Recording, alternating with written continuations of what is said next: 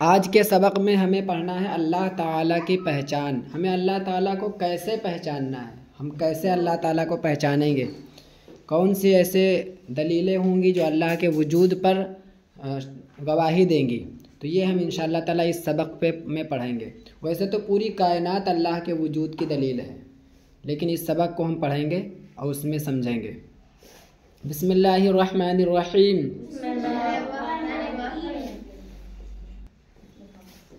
اللہ تعالیٰ کی پہچان۔ اللہ وہ ہے جو زمین و آسمان،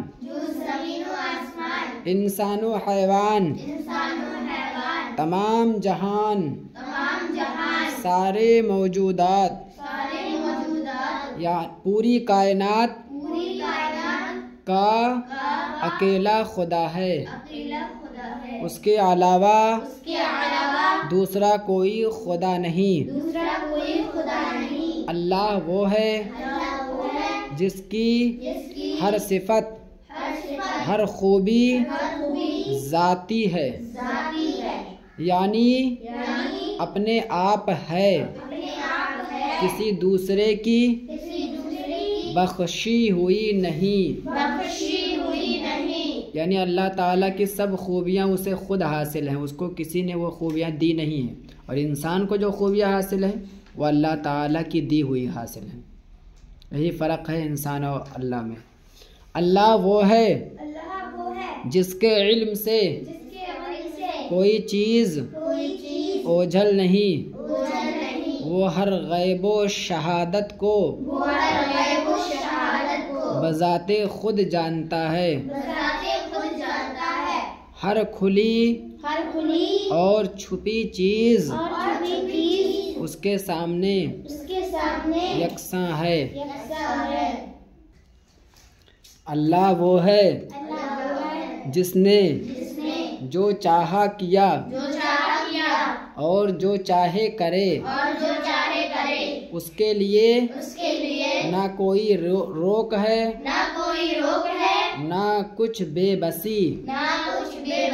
اللہ وہ ہے جس نے سرکار مصطفیٰ صلی اللہ تعالی علیہ وسلم کو دین حق کے ساتھ بھیجا، تاکہ دین برحق کا زور سب دینوں پر چھا جائے۔ اللہ وہ ہے جس نے سرکار مصطفیٰ صلی اللہ تعالی علیہ وسلم کو سارے جہان کے لیے رحمت بنا کر بھیجا، اور سارے عالم کو پیارے مصطفیٰ صلی اللہ تعالی علیہ وسلم کا